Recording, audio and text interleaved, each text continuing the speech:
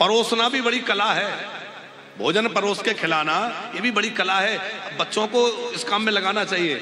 हमने वैश्य समुदाय में ये बात देखी,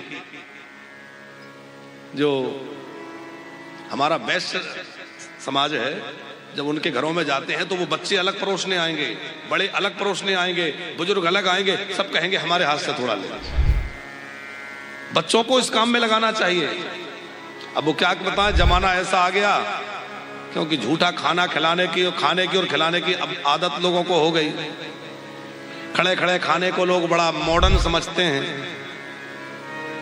बिठा के खिला दो तो अच्छा, बिठा के सम्मान के सहित आसन लगाओ, सम्मान से भोजन परोसो और निवेदन कर करके खिलाओ, थोड़ा और ले लीजिए, तो व्यक्ति को लगता है अरे हमें ऐसे बिठा के खिला रहे हैं। खड़े हैं और रोटी सिकने की प्रतीक्षा कर रहे हैं, और वो एक रोटी सिकेगी, 4 आदमी 10 आदमी हाथ बढ़ा रहे हैं, और वो ऐसे छीना झपटी करते हैं जैसे मानो कुत्ते लड़ रहे हो। उसको स्टैंडर्ड मानते हैं, ये हमारा स्टैंडर्ड है, हम खड़े खड़े खाएंगे। भगवान जाने क्या दशा समाज की हो रही है। आप विचार करो कि जो खड़े खड़े भोजन करने की पद्धति चली है, क्या इसमें भोजन में शुद्धता का कोई विचार किया जा सकता है कि शुद्धता रह गई? सब नष्ट हो गया। भगवान को भोग लगने लायक तो कुछ बचा नहीं। साधु संतों को जिमाने, महापुरुषों को जिमाने। हम कई बार किसी समारोह में लोग आग्रह करते हैं, पहुंचते हैं, वो कहते हैं महाराज जी कुछ ले लीजिए। अब वो छीना झपटी देख करके लगेगा कि कुछ ले लें। यहां कैसे ले लें? देखो, एक बड़ी गंभीर बात आपसे कहें, आप चाहते हैं कि हमारे घर में साधु संत भोजन करें, ब्राह्मण भोजन करें, महापुरुष भोजन करें, बिल्कुल कराइए, हम आके करेंगे। लेकिन आप अपने घर को उतना शुद्ध और पवित्र बनाइए, अपनी रसोई को उतना पवित्र बनाइए।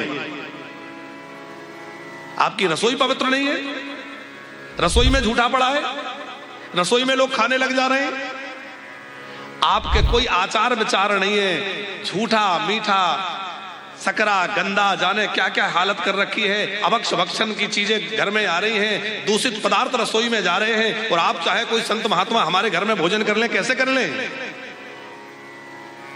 यदि आप संतों को पवाना चाहते हैं, आप ब्राह्मणों को जिमाना चाहते हैं, तो अपने घर को शुद्ध रखिए, अपने रसोई को पवित्र रखिए। वो घर में 2 जगह ऐसी हैं जो बहुत पवित्र होना चाहिए।